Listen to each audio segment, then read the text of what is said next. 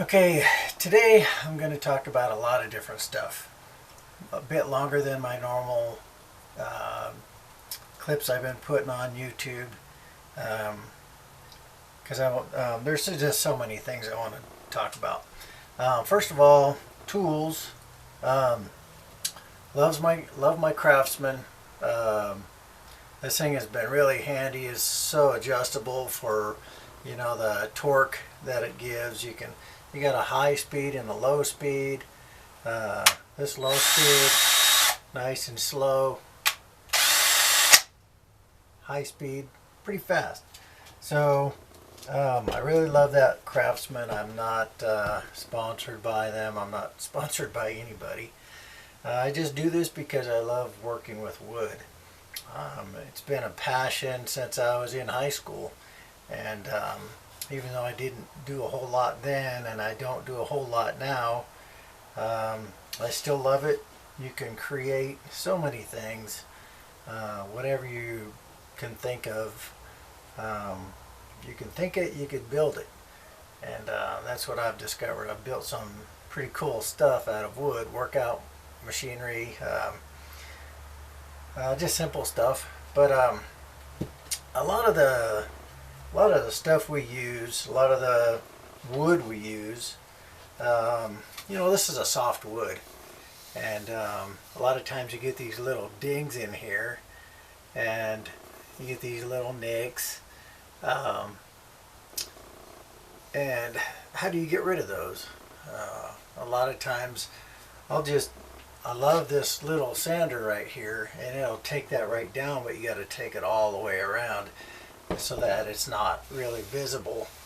Some of these deeper ones, you can't really do that, and I'm not really a filler kind of guy. I don't do the filling, so I'll take that out as best I can. I'm going to round off this end anyway, and I'm going to use a router and take off this whole edge. As a matter of fact, this piece, I screwed it up. I had some drawings on this piece of wood, and I was using this template from this old piece that came off something that I still have. I just didn't need the top, and somebody hand drew it, and so it's not symmetrical. It's not a mirror image of one side versus another. So you got to be careful of stuff like that, especially when you're going to try and use this as a pattern. But anyway, I laid out pretty much this pattern on my piece of wood. Wanted it on the part that was going to be facing front, and I had a couple other designs. Got a second opinion. What do you think looks good? And went with this design, cut it out, and realized I cut it off the back side. So I mean, what do? You don't, you could always start over, but I'm on a limited budget, literally no budget, and so this is the piece that I put that pattern on. It's going to be the front of this project I'm working on, and so instead of panicking and redoing it all, I just put it on here and remarked it and cut it out, and it turned out really nice. So even mistakes can be turned into something nice, and so yeah, I'm shocked that I made this. It looks pretty cool. Going to be the back of something. I can't say what it is right now because it's going to be a gift for somebody when it's done. It's going to take quite a while because there's a lot of different pieces. But when it comes to sanding on this, I use so many different things, because just one thing doesn't fit all. And they say to start out with your heavy grit. I got some 120 I've been using here. Been rounding some edges. This here's another piece that's going to be on top of what I'm doing. for the back. And so this really helps to round out my pieces. And you know, it gets it down, and I know that's just the basics. Everybody, you know, talks about start with your rough stuff, go to your finer grit, you know, to finish, because your finish is, to me, the most important thing in doing wood. And sometimes I like doing a finish where it looks antique. You can build something that looks antique-y, if that's a word. And so I do that because I like that look. I love old stuff. I've got tons of old stuff. A lot of my tools are very old. I got a few new things. I got this Porter cable bandsaw.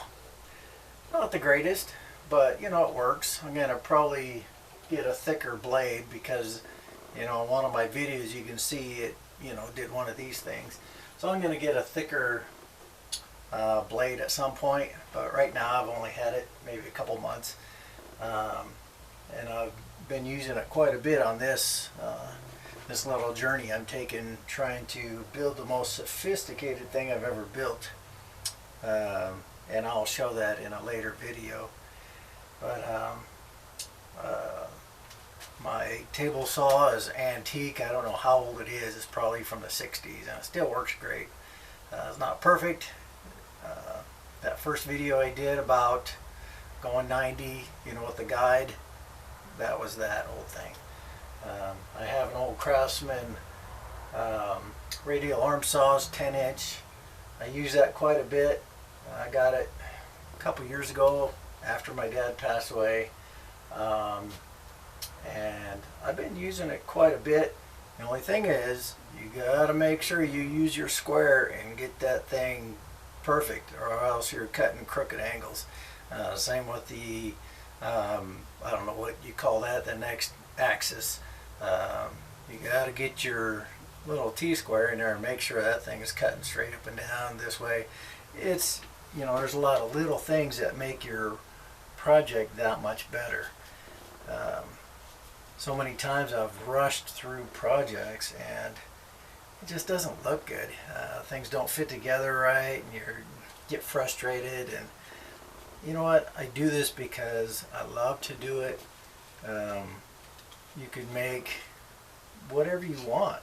I've seen cars made out of wood, so you can't limit your imagination to what you want to do. So, but anyway, on this wood, this is a very soft wood. Just a normal, this was a 2x6 that I cut down, and you can tell it's nice and wide. But it's so soft that when you sand it with sandpaper, you can actually get little gouges in between the hard parts, you know, these tree rings. That's a much softer area. So, you know, this is one of the tools I showed before. You know, I use this quite a bit to get some of these areas, like if this isn't quite rounded enough the way I want it, when I cut it, I'm taking it down with this. The other side is a little smoother. I have a finer one. You just got to make sure you go and take your time, go flat as you can, otherwise you're going to have a rounded edge on here. So one of the tools I use to keep from getting a rounded edge is I'll use one of these blades and put it in my sandpaper, and you can kind of round it a little bit and go down and really get a nice finish. I mean, it's, you can get really detailed finish and look at this grain really nice. I just love it. So that's one of the tools I use. I also use these rounded ones and, you know, kind of push this way. But it just depends on what you want to do and how good you want it to be. So since this is such a soft wood, and it's going to be something that you use every day, so you got to be careful, or you're going to have a lot more dings and stuff. I've dropped some of this stuff in here. I don't have much room. I've got maybe 4 or 5 feet this way, 3.5 feet that way, and that's my little wood shop.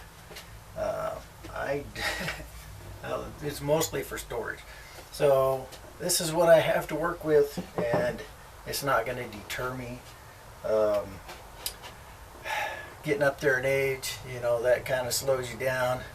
But it's hard to do stuff when you can't hardly bend over. Arthritis is kicking in. So I'm doing what I do because I love it.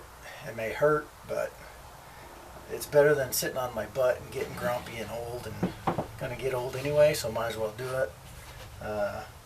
Doing what you love. So to harden this wood, there's a few different ways. You can get some epoxy and mix them and put it on there, which I don't like. I got this polyacrylic. It's a protective finish, but it will also soak into the wood and make it harder. So I'm going to lay down a stain on that first, and because this here will work with different types of stain, and this is a water cleanup, and I love that. I don't like those harsh chemicals and all that crap. So another way to harden your wood, and I did some samples. So you can burn the wood, and this one I charred and then sanded it off. And I'm going to try some of that polyacryl on there and see how that works. And I've got different levels that I did on this, just these 2x4s, all soft wood. But you know, this is a very old technique. Burning wood to harden it preserves the wood. So I'm going to try some different techniques to see what works best, because you definitely don't want to do it on your you know, your project and have it all screwed up. So we'll see how that works. I'm gonna always test on something first. I'm not real good at using a router. Where'd my router go? I've got this old Skill plunge router. I've had this thing probably 25 years. Very powerful, very loud. But I love this thing, man. This thing really kicks some butt. But you got to be really careful when you get this thing going, because you can burn your wood, and that's really hard to get off, because you just hardened your wood where you burnt it. So I'm gonna practice on some other pieces of wood. This here piece of wood is the throwaway piece from one of these when I cut it. I don't know if it was this one or which one it goes to, but this is the opposite piece that I didn't need off that 2x6.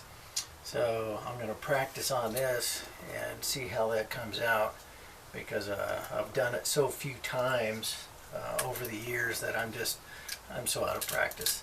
So a little bit of practice here and there is going to go a long ways, especially if you want something that's going to look good. It's going to be a special gift, and it's got a lot of hours into it already. I don't know how many pieces I have, probably 40 pieces maybe. I haven't counted them, but it's gonna look pretty cool. Hopefully the person I'm gonna give this gift to would be happy with it, and I hope it lasts a long time. And that's why it's so important to harden this wood, so you know it doesn't get so dinged up. It'll become an antique before it really is. So anyway, you know, a lot of times I'm going to be doing videos on just the basics, because even though I love working with wood, I haven't done it a whole lot. That's why I am a wannabe woodworker. There's a lot of different things you could do, different ways. You know, there's so many opinions out there on how to do something, and an old saying is opinions, and excuse my language, opinions are like assholes, and everybody's got one. Some just stink.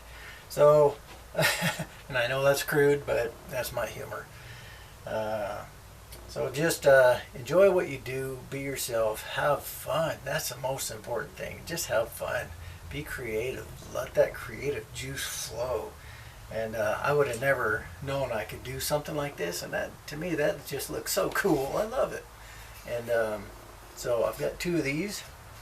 I'm going to practice doing some routering, and I'm going to test my polyacrylic on here and see what it looks like. I'm going to probably try some stain on here also, maybe half stain, half plain, and then use this. I got a high gloss protective finish for that, so we'll see how that works. So anyway, for all you wannabe woodworkers like myself, have fun, have a good day, and take care.